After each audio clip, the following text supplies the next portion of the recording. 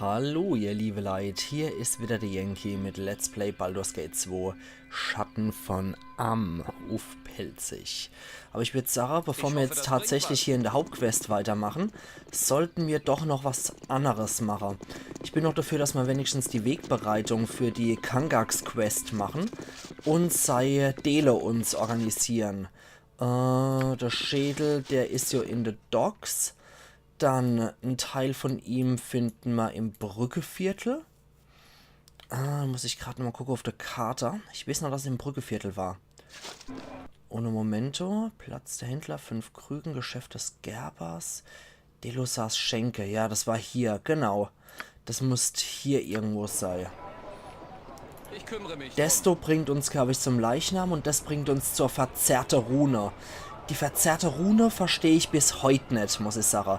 Ich weiß nicht, ob die verzerrte Rune eigentlich das Konzil der 5 ist, was Athkatla beherrscht und hier halt, ja, divers dargestellt wird als diverse Kreaturen oder ob das irgendein Geheimbund ist, den ich aus Advanced Dungeons and Dragons allerdings nicht kenne. Da bin ich mir noch etwas unsicher, was das war. Aber gegen die verzerrte Rune können wir ja so gegen Ende nochmal kämpfen, bevor wir gegen Sultanessalar in den Kampf ziehen gegen Irenicus und die Drow. Aber ich würde an der Stelle schon mal ganz gern einen Speicherplatz einrichten, weil hier wird definitiv gegen Leichnam gekämpft, der einen Teil von Kangax Körper in sich trägt, in seinem Sarkophag. So, jetzt plündern wir hier nochmal, was möglich ist. Und es sieht ja auch so ein bisschen aus, wie wenn man zu Kangax runtergeht. So ein kleiner Lagerraum, so unauffälliger. So sah es ja auch im Geschäft des Gerbers aus. Und unten geht es dann in den Keller, wo dann wirklich die Luzi abgeht. Und um zur verzerrten Rune, die ich gerade nochmal erwähnt habe, runterzukommen, um zu deren Räumlichkeiten zu kommen, brauchen wir einen Spitzbubenstein. Von daher, ja, das ist halt das. So, jetzt sind wir hier unten. Ich warte. Gute Idee, das Bier zu Und übertragen. das sieht auch sehr ähnlich aus wie das, was wir aus der Kanalisation kennen, wo ich ja auch schon mal gesagt habe. Also da sollten wir uns da nicht so wirklich dran wagen. Aber, so, Korgan, hier, Anomen flankiert den Leichnam dann dort. Ich probiere es jetzt einfach mal so. Und Edwin muss hinter die Zauber wirken. Abdel Adrian können wir trotz allem dort hier jagen, genauso wie Konya. Was zu tun ist. Abdel Adrian sollte aber trotzdem statt der Ausgleicher der Tagesstern haben, weil es gegen Untote geht. Okay, wir machen hier nochmal einen Quicksave. Und dann probieren wir es mal aus. So, ihr fühlt euch äußerst unwohl, als ihr euch dem Sarkophag nähert. Der Deckel wirkt sehr schwer, aber ihr könntet ihn wohl bewegen, wenn ihr es wirklich wünscht. Ihr stemmt den schweren Deckel zur Seite, der üble Geruch der Verwesung überwältigt euch beinahe. Seltsamerweise befindet sich in dem Sarg nur ein vergoldeter Torso eines Skeletts. Ein plötzlicher Ausbruch magischer Energie lässt eine Kreatur erscheinen. Okay, das ist genau falsch, natürlich. Na, meinetwegen. Dann sollten wir schnell die Leute nochmal flankieren. Ja, ich werde eurer Stärke folgen. Okay, das war jetzt genau falsch positioniert und sie stehen sich prächtig im Weg. Ihr seid dumm, der Laune von Kangax zufolge. Er wird nicht dankbar für euer Dienste sei. Elementarleichnam. Ich werde mal euer Lüge nicht anhören. Trotzdem endet euer Suche hier. Ich hab das alles geopfert, damit irgend so ein Idiot von Abenteurer unser Schicksal webt. Sterbt, ihr Narre. Okay. Ihr erstmal auf der Elementarleichnam drauf. Eder, du darfst erst einmal, weil der Leichnam jetzt höchstwahrscheinlich lustige Zauber wirkt, erstmal Bresche nur drauf wirken. Meine Waffe taugt nicht. Okay, er ist zumindest mal leicht verletzt. Irgendwas hat ihn wohl erwischt. Huster, das Schicksal Ikonia, wartet. gehen wir zur Seite, damit auch alle dran kommen. Alle drauf. Ich kümmere mich. Abdel Adrian auch noch mit drauf. Kommt schon. Edwin, Belästigt ich jemand hätte ganz gern noch einmal Magie bannen auf die Kreatur drauf. Und kommen sie überhaupt durch? Jawohl. Ich hoffe, sie können... Oh, er schützt sich vor Bösen. Das heißt, er ruft wahrscheinlich gleich ein Tor herbei, wo dann ein Höllenschlundteufel rauskommt. Aber ich glaube, wir haben dann beim Zauber gut unterbrochen. Ja. Ich denke, da kommen wir definitiv recht sicher durch. Sehr gut. Das war jetzt eine wirkliche Herausforderung. Sehr viel besser, als ich gedacht habe. Viconia hat sogar 34 Schadenspunkte bei dem Kerl verursacht. Gewitter erleid. Schon geschehen. Okay. Ihr berührt den Torso und ein grauenerregendes Gefühl der Schwäche und Verzweiflung zwingt euch in die Knie. Ihr umwickelt den Torso mit einem Stück Stoff und verstaut ihn in eurem Rucksack. Da ist er. Goldener Torso. Bäh. Ein Skelett-Torso aus massivem Gold. In der Nähe des Torsos kann man deutlich den verderbenden Einfluss des Bösen spüren. Okay, und das sollen wir machen, um eine Kreatur zusammenzusetzen, beziehungsweise um goldene Schädel zu helfen, sei Form wieder zu kriegen. Äußerst vertrauenserweckend, wie immer, ne? Wenn es denn sein Wir sind muss. natürlich so blöd und machen den Scheiß auch noch mit. Ach ja. Aber es wird sich auf jeden Fall lohnen, so viel kann ich versprechen. Das mir zu übertragen. So viel kann ich definitiv versprechen. Der Kampf gegen Kangax ist erheblich härter, als es der Kampf gegen Irenicus am Ende ist. Das ist auf jeden Fall so. Aber Kangax Kampf bringt auf jeden Fall auch jede Menge coole Sachen für uns. Naja, jede Menge ist jetzt vielleicht übertrieben, aber es bringt uns zwei doch recht coole Sachen ein. Vor allem auf der Ring von Gax habe ich es abgesehen. Insofern, sorry, das musste ich jetzt einfach nur mal spoilern. Aber ihr sollt ja auch wissen, dass sich das auch lohnt, was ich hier für Späßchen treibe. Insofern, ja, der Ring von Gax ist es definitiv wert. Das ist der mächtigste Ring im ganzen Spiel. So, nochmal ein Schlückchen Wasser genommen. Und dann können wir zum nächsten Elementar-Leichnam runter. Und so, eventuell, wenn das wirklich so wie am Schnürchen läuft, weil bisher läuft das echt ziemlich gut. Da müssen wir hier zu der alte Tunnel, zum Ich hoffe, das bringt was. Kult der Augenlosen wieder zurück. Da waren die Elitiden-Tunnel vorbei. War irgendwo Kreatur? Nee, okay. Es hat so nur Schwappel geklungen. Ah, da liegt immer noch Keldorns Leiche rum. Alles klar. Ansonsten wäre er ein perfektes verbündete Mitglied gewesen für unsere Gruppe. Der hätte zum Beispiel auch der Kasomir plus 5 tragen können. Also mitunter eine von der allermächtigsten Waffe im Spiel. Weswegen es sich für jeden guten Charakter und Paladin in besonderer lohnt, dass man 4 Krag tötet. Weil der Kasomir plus 5 ist so eine unglaublich geniale Waffe. Mit dem anderen Spielstand, den ich da habe, mit meinem guten Charakter, mit meinem Paladin Geisterjäger, den ich hier auch habe, habe ich hier auch das Ganze. Von daher, der Kasomir plus 5 erleichtert MDR wird ungemein. Mehr kann ich dir echt nicht dazu sagen. So, Anomen dorthin, Viconia kann sich dorthin stellen und Edwin kann zum Sarkophag. Was eines Tages. Du bist der Schwächste von uns. Du hast hier niemand zu drohen, Edwin. So. Ihr fühlt euch äußerst unwohl, als ihr euch dem Sarkophag nähert. Der Deckel wirkt sehr schwer, aber ihr könnt ihn wohl bewegen, wenn ihr es wirklich wünscht. Das kennen wir schon. Und mühselig drückt ihr den Sarkophagdeckel zur Seite. Der Geruch des Todes steigt euch in die Nase. Im Sarg befinden sich 2 vollständige goldene Skelettarme und 2 goldene Skelettbeine. Ein Gefühl des personifizierten Bösen geht von ihnen aus. Magische Energie umtanzt euch und dann taucht ein Wesen auf. Motto? So. Da ist er, der gute Elementleichnam. Schattenleichnam, Entschuldigung. Kein Elementleichnam, das ist ein Schattenleichnam. Lange Zeit habe ich gewacht, lange Zeit habe ich gelitten. Wer bist du, Menschling, dass du die sterbliche Höhle von Kangax aufsuchst? Als das Böse auseinandergerissen wurde, wurden 3 Teile weggeschlossen. Jahrtausendlang bewache ich den Deal und spend jene den Tod, die der Dunkelheit folgen. Euch geht's ja dann nicht, Menschling. Euer Tod wird beschlossen, als Kangax fiel. Na, das sehen wir ja dann. Habt ihr nichts Besseres zu tun, als mich zu belästigen? Niemals, Edwin. Okay. Mache mal das drauf. Oh, scheiße, der ging daneben, weil der sich unsichtbar gemacht hat, erwischt. Ja. Okay. Schar führt meine Hand. Viconia, du bist ja hier irgendwie trotz allem die Schwächste. Mach doch mal Magie bannen, bitte.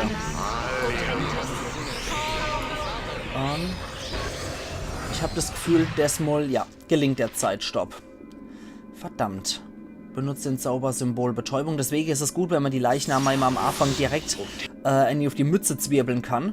Symbol der Furcht. Eventuell bleibt Edwin unversehrt dabei. Und jetzt bestimmt Abidal Sims abscheuliche Austrocknung. Und Abdel Adrian hat Furcht. Alle auf das Schattenleichnam bitte drauf. Okay, das war einmal Sonnenfeuer. Und Edwin, du kannst nochmal einen Furchtbrand auf uns alle machen. Sehr schön. Korgan kommt jetzt anscheinend ohne Probleme durch. Sehr schön. Der zaubert aber immer noch das Abbild. Und sein... Ja, der hat wieder 22.000 Erfahrungspunkte gebracht. Sehr schön. Ihr berührt die Knochen und eine Welle der Übelkeit und der Furcht schwappt über euch hinweg. Ihr umwickelt eure Hände, dann ergreift ihr die Arme und Beine und verstaut sie vorsichtig in eurem Rucksack.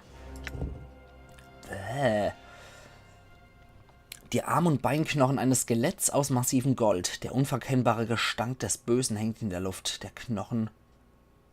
hängt in der Nähe der Knochen schwer in der Luft. Herzlichen Glückwunsch. Und sowas wollen wir wiederbeleben. Der Sieg wird unser sein, ihr wisst das. Das weiß ich sowieso, weil wir haben ja auch mehr als genug Versuche, um das zu machen. Von daher passt es schon. Im richtigen Leben können die Leute leider nicht den Spielstand speichern. Gut. Das geht an Abdel Adrian. Wir warten, bis selbiger auch wieder so weit ist. Ich könnte es jetzt mal wirklich probieren, mich schon mit Kangaks A zu legen. Immerhin sind wir auf Stufe 23, 19, fast schon 20 bei Korgan. Auf Stufe 20, 21 und auf Stufe 17. Also es wird sich auf jeden Fall lohnen, denke ich, schon gegen Kangaks zu kämpfen. Wenn mich nicht alles täuscht, hat der Stufe 27. Moment, was hat Abdel Adrian? Der ist Stufe 23. Ja, wie gesagt, also bei Kangaks glaube ich schon, dass der Stufe 27 hat. Also der ist schon 3 Levels nur entfernt von Halbgott-Status. Ich habe das immer mal erklärt, dass man so früher im Dungeons & Dragons und auch heute ist es ja immer noch so bei dem System und ich glaube auch beim deutschen Nachfolger in Anführungszeichen, bei Pathfinder, ist es ja auch so, dass man ab Stufe 20 als legendärer Charakter gilt und so ab Stufe 30 dürfte man der Halbgott-Status innehaben. Da hat man danach entsprechend die magische Waffe und ist schon ziemlich heftig aufgepowert. Insofern, Kangaks ist doch nie weit von der Halbgöttlichkeit entfernt. Aber der hat Abdel Adrian ja ordentlich lang festgehalten und betäubt hier. Das ist schon heftig. Macht der Ausgleicher nicht auch immun gegen so einen Quatsch? Müsste ich gerade mal gucken, ob der Ausgleicher nicht Immunität gegen sowas schafft. Ja genau, gegen Bezauberung und Verwirrung bin ich dann immun. Ich glaube, ich sollte doch wirklich der Ausgleicher statt der Tagesstern verwenden. Okay, zur Not können wir auch immer noch der Tagesstern auf den zurückgreifen. Damit ich so auch noch den Zauber Sonnenstrahl verwenden kann. Hat Anomen denn zufällig auch im Gepäck, den Zauber? Jawohl, der hat ihn auch im Gepäck. Das ist sehr gut. Sagt mir, was zu tun ist. Aber ich glaube... Ach, ein OTX ist jetzt spontan erschienen. Okay. Na komm, macht er noch fertig? Gut, das war's dann dort damit. Ach ja, stimmt, der Korgan hat ja jetzt Kromfair als Waffe. Stimmt. Ich vergaß, aber Korgan macht unglaublich viel Schaden, weil er das genauso hoch geskillt hat wie Axt. Und Kromfair ist schon ein Ding, damit sollte man nicht spaßen. Okay. Jetzt kommen noch Goblins hier. Gerade mal gucken, wie viel hat dann der Otti gebraucht? 5000 Erfahrungspunkte wie üblich. Na gut, dann schlachtet er nochmal an Goblins ab, was hier noch möglich ist. So. Okay. Dann flattern wir nochmal die Goblins, die so blöd waren, uns anzugreifen. Aber ich denke auch mit dem Ausgleicher haben wir definitiv eine sehr coole Waffe gefunden, die auch bei chaotisch böse Kreaturen und neutral böse Kreaturen ordentlich Schadereiz wirbelt. Gerade bei Werwölfe zum Beispiel, Werwölfe und Wolfwehr sind immer chaotisch böse. Ein schwarzer Drache zum Beispiel ist auch immer chaotisch böse. Yes, das ist noch ein Schleim hier. Riedewitzka. Jetzt erscheinen sie aber echt spontan hier, die Dinger. Ja, sagst du, Edwin. Triff erste Mal. Ja, wie gesagt, da kann man schon einiges hier parat haben zum Schluss. Das ist richtig ordentlich, was wir hier in Waffe haben. Besser wird's auch kaum. Ich glaube, da kommt jetzt auch wirklich nicht mehr allzu viel, was wir an Ausrüstungsgegenstände und Waffe kriegen. Deswegen sollten wir auf jeden Fall noch mitnehmen, was mitzunehmen ist. Und dazu gehört hundertprozentig auch der Ausgleicher, sage ich. Gehört hundertprozentig auch der Ring von Gax. Den würde ich auf jeden Fall sehr, sehr gern in Thron des Baal mit übernehmen. Gerade auch, weil Thron des Baal doch sehr, sehr üble Kämpfe parat hat. Ich meine, da bewegen wir uns dann sicher im Level 20 Plus Bereich. Und dementsprechend sind es auch unsere Gegner, die in dem Bereich sich bewegen. Sprich die ganze... Ja, ich will jetzt ja noch nicht so viel vorwegnehmen. Ich sage jetzt einfach mal, es gibt auf jeden Fall mehr als genug sehr mächtige Gegner, die im Halbgott-Status rumdümpeln. Und das auch vollkommen zu Recht. Und gegen die muss man sich halt entsprechend auch wappnen. Und auch die haben natürlich Diener, die auch sehr viel taugen. Und das sind nicht gerade irgendwelche Lappeduttel von...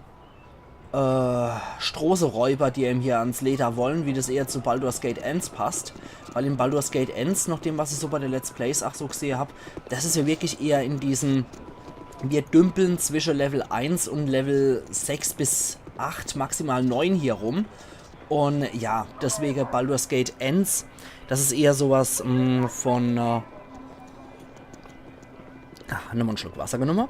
Das ist eher was von... Ja, wir kämpfen gegen Goblins und Skelette bis hin zu, ja, wir kämpfen gegen Banditen-A-Führer und gegen Kämpfer, die hier für uns nichts anderes als gammlicher Standard sind. So, jetzt würde ich auf jeden Fall hier nochmal meinen Spielstand speichern. Okay, ach, gerade wenn wir hier runtergehen, wird es automatisch gespeichert. Das ist in Ordnung. Ich warte. Gute Abdel Idee, Adrian das zu dort, übertragen. Korgan dort, Viconia, Anomen und Edwin. Eine Verschwendung meiner großartigen Talente. Ja, ja.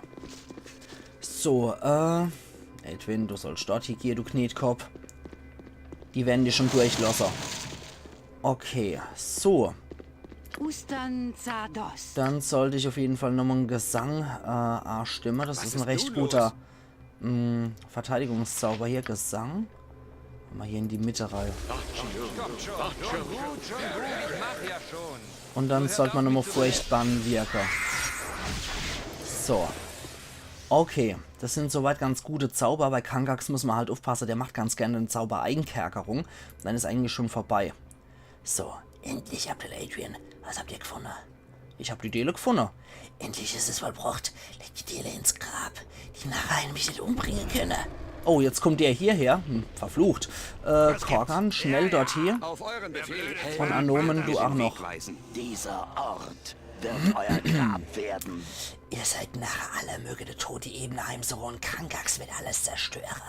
Aber sorgt euch nicht, mein Retter. Ihr werdet belohnt werden. Euch wird das Privileg von einem hübschen, schmerzhaften Tod durch meine Hand zuteil wäre. Reizend, ja. Mit so Knabe kämpft man gern. Und er hat sogar die Drachenkampfmusik. Yay! Ich liebe diese Musik. Das symbolisiert meiner Meinung nach einfach die allerepischste Kämpfe im Spiel. Ich stehe euch zu. Und der Kampf gegen Kangax gehört durchaus dazu. So. Meine Waffe taugt nichts. Scheiße. Oh, schade. Weil wir im Zeitstopp sind wahrscheinlich. Hat es gerade an der schöne epische Stelle aufgehört. Naja. Symbol der Furcht wird ja nichts nutzen, mein Lieber, aber Symbol Betäubung wird ja schon was nutzen. Und wir konnten hier nicht durch. Ah, doch, irgendwas ging zurück auf ihn. Irgendwas hat ihn anscheinend verletzt. Nee. Nicht wirklich. Korgan ist aber nicht betäubt, das ist schon mal nicht schlecht. Edwin.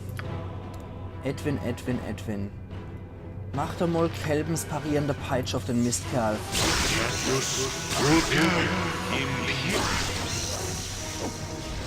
So. Zauberschutz ist entfernt.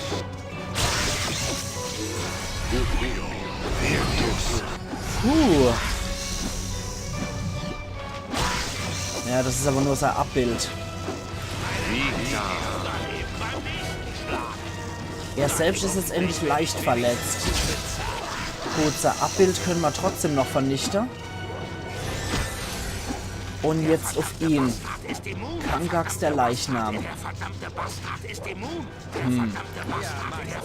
Ich will jetzt all meine gute Zauber raushauen. Rubinroter Strahl der Aufhebung. Nee, das sind alles viel zu gute Sachen. Nee. Jetzt holt da noch ein Ifrit her. Finger des Todes hat er gewirkt. Das bringt uns derzeit recht wenig. Unsichtbar ist er auch noch. Wir müssen immer die Zeit aussitzen, bis sein Schutz durchdrungen wird. Er hat jetzt 26 Schadenspunkte verursacht. Und jetzt ist er dem Tode nah. Noch immer verstehen das nicht. Nicht nur soll ich bis in alle Ewigkeit in der Gruft durchsiechen. Ich muss auch noch von jemand anderem vernichtet werden, um freizukommen. Ihr habt mich wahrhaftig befreit und die Welt wird zur Asche verbrennen für euer Sünde. Oh oh. Kangax, der Leichnam, den Tode nah. Das ist ja wunderschön, aber jetzt kommt was ganz anderes, viel ekelhafteres. Jetzt kommt Kangax, der Halbleichnam. Ich bin frei. Ich habe als erster meine wahre Kraft kennenlernen. Das Üble ist, Halbleichname sind nichts anderes als einfach nur fliegende Schädel. Aber die sind so dermaßen mit Magie vollgepumpt. Das heißt, die haben statt Aare magische Foki in die Aare-Höhle reingesetzt kriegt. Jeder Zahn von ihnen ist ein magischer Fokus. Das sind die übelste Kreaturen, die wirklich ohne Geste und ohne Worte zaubern können. Einfach nur rein mit ihrer Gedankenkraft zaubern können. Und die Kreaturen sind mitunter welche von der mächtigsten Magier, die es in ganz Dungeons & Dragons gibt. So, Abdel Adrian, dir bleibt nichts anderes übrig, als dumm rumzustehen. Und ich würde sagen, jetzt können wir endlich mal rubinroter Strahl der Aufhebung auf den Mistkerl wirken. Und hoffen wir, dass Korgan ihn 6 Schadenspunkte oder wenigstens Heulen hat er gemacht als Zauber. Keine Ahnung, was Heulen bewirkt. Das wird wahrscheinlich sowas wie, Ähnliches sein wie Schrei der Todesfee. Und Einkerkerung ist auf Korgan gewirkt worden. Scheiße. Okay. Ja, jetzt sind unsere ganze Leute weg eingekerkert. Anomen auch noch. Herzlichen Glückwunsch. Und Abdel Adrian, ach. Gut, das ist die Problemphase in dem Kampf. Das ist die Riesenproblemphase. Deswegen würde ich sagen, wir machen es anders. Wir machen das jetzt ganz anders. Wir holen Edwin zurück. Der Leichnamkampf ist machbar. Es wird sich nur Korgan mit ihm kloppen. Die anderen müssen sich raushalten. Korgan ist der Einzige, der wirklich was reißen kann in dem Kampf.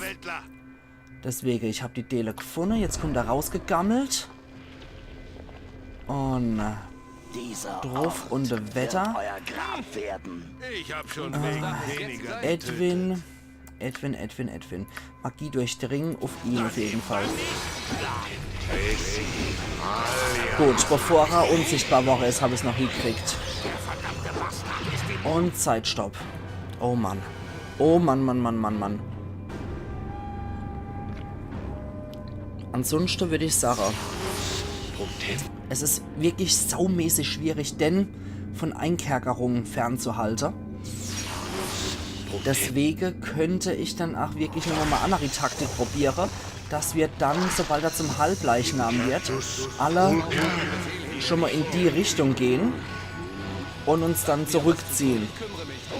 Was anderes bleibt uns so erstmal nicht übrig. Mehr können wir nicht machen. Okay, er kann ihn irgendwie verletzen, aber er ist immun gegen alles. Jetzt ist er leicht verletzt. Okay, Edwin, du hast gemacht, was konntest.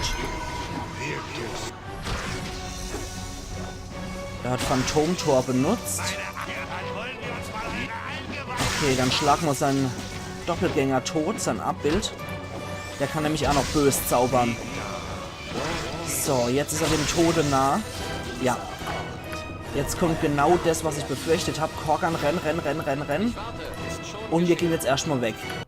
Sehr schön für dich. Okay. Puh. Das ist extrem heftig. Er steigt uns hoffentlich nicht noch von hier aus. Wir können es aber nochmal auschecken, indem wir jetzt einfach nochmal hier zurückgehen. Und gucken, was er schafft. Okay. Dann machen wir es halt auf die unfaire Art und Weise, weil ständig Einkerkerung, wo man nichts dagegen machen können, ist schon ziemlich ranzig. Deswegen machen wir das auf die Art und Weise. Andere Möglichkeit sehe ich nicht. Das soll jetzt der ganze... Oh, Scheiße. Das ist eben schon kräftig den Nebel gegangen. Vikonia ist schon eingekerkert. Kacke. Nee, das hat so keinen Sinn. das hat so absolut keinen Sinn, weil Viconia fehlt jetzt hier wieder in der Runde. Der Kampf gegen ihn so ist machbar. Das ist nicht das Thema. Der Kampf gegen ihn ist auf jeden Fall machbar. Hoffentlich werde ich wenigstens gut bezahlt. So. Machen wir es noch einmal. Machen wir es einfach noch einmal. Moment. Ne, Quatsch. Korgan bleibt hier. Alle anderen, ihr zieht euch wieder zurück. Ich hoffe, das bringt was. Und dann müssen wir halt gegen den Halbleichnam nur kämpfen. Wird euer Grab Aber der hat halt jede Menge Einkerkerungszauber zu bieten und die sind schon extremst übel. Deswegen würde ich sagen, wir machen jetzt hier nochmal wirklich Magie durchdringen auf ihn, damit Korgan diese erste Phase vom Kampf wenigstens gewinnen kann. So. Okay, wir sind wieder in einem vertrauten Gedöns drin. Gegen Einkerkerung kann man sich ja, glaube ich, nicht wirklich richtig schützen. Ich mache jetzt gerade... Nee, können wir während dem Zeitstopp leider nicht machen. Ich wollte jetzt gerade mal bei Edwin gucken, weil der hat ja den Zauber Zeitstopp gelernt. Ob man da nicht eventuell sich irgendwie schützen kann dagegen, ob da was drin steht. Gegen Einkerkerung. Okay. Lass mal nochmal gucken. Weil was dann... Einkerkerung. Ist da nicht irgendwo auch mit dabei? Schrei der Todesfähig, schwarze Klinge der Verdammnis, Zauberschlag. Nee, okay, Freiheit immer nur.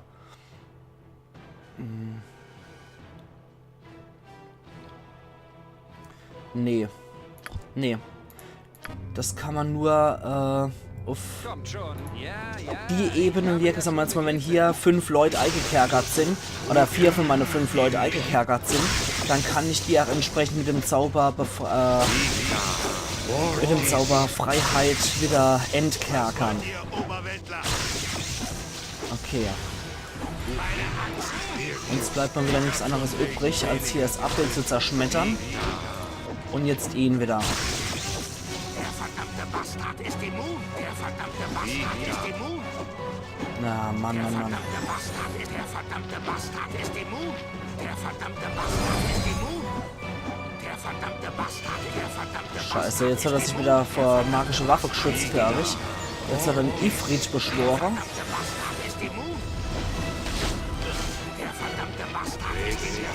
Oh je. Komm schon. Gut, jetzt haben wir ihn gleich wieder. Rennkorgan.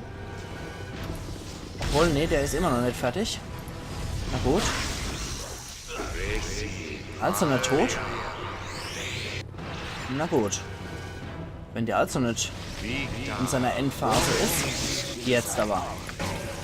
Okay, Korgan, renn. Oh, scheiße, jetzt steht dieser Ifrit im Weg. Okay, habe ich einen...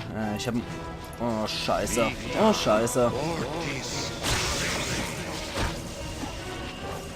Ich glaube, ich kann nach nicht in seine Zauber... Nee, ich kann nach nicht in seine Zauber unterbrechen. Kacke. Nee, das wird so nix. Das wird so eindeutig nix. Ich würde sagen, ich mache jetzt erstmal wieder die Hauptquest, bevor ich mich jetzt hier ewig rumquäl. Und mache nach der Hauptquest eventuell nochmal einen Versuch, kurz bevor wir endgültig in den Krieg ziehen, dass ich nochmal mit Kangax probiere. Ich glaube, das ist einfach sicherster. Okay, dann gehe ich jetzt wirklich nochmal zum Friedhof, nachdem wir das jetzt mal einfach ausprobiert haben, um euch auch einfach mal aufzuzeigen, wie heftig das ist, gegen so eine Kreatur zu kämpfen, die ständig überlege ist. Anders kann man es nicht sagen. Ich meine, mit diesem Einkerkerungsgedöns ist Kangax einfach überleger. Er wirkt immer Einkerkerung, dafür gibt es keinen Rettungswurf und zack, wegbischt. Und das kann der halt noch Beliebe machen. Als hätte er jetzt einfach so einen magischen Stab, wo irgendwie 50 Ladungen von Einkerkerung drauf sind. Und ja, da hat man halt echt Pech gehabt. Da geht's nämlich so großartig. Ach ja, das ist halt schon echt das richtig Harte an dem Gegner. Das macht den Bosskampf aus. Aber irgendwie muss man es ja auch schaffen können, das zu unterbrechen. Ich weiß noch nicht, wie ich es beim ersten Mal gepackt habe. Gegen ihn als Leichnam, das ist ja nicht die Sache, das kriegt man ja hier. Aber gegen ihn als Halbleichnam, das ist halt ein immenses Problem. Okay, jetzt gehen wir nochmal durch hier. Und jetzt auch wirklich. So. Alle miteinander Reihe. Dumm. Ah, der Durchgang wurde absichtlich zum Einsturz gebracht. Es scheint, als wolle jemand verhindern, dass er hier nach unten kommt. Ja, denn jemand kennen wir sehr gut. Das heißt, wir müssen dort hier und müssen von dort aus rein. Anders geht's ja dann nicht mehr. Sag mir, was zu denn ist denn Okay. sein muss. Hier können wir nämlich durch. Hoffentlich Das ist der Weg in die Krypta. Und ich würde sagen, ihr liebe Leid, dass ich jetzt an der Stelle auch wirklich meinen Cut setze. Und Ich warte. wir sehen uns dann morgen wieder zur... Boah, Edwin, gehen wir ein bisschen weiter nach hinten. Und wir sehen uns dann morgen wieder zu Let's Play Baldur's Gate 2 Schatten von Arm auf Pelzig. Also machen's gut und bis morgen dann. Ayan Yankee.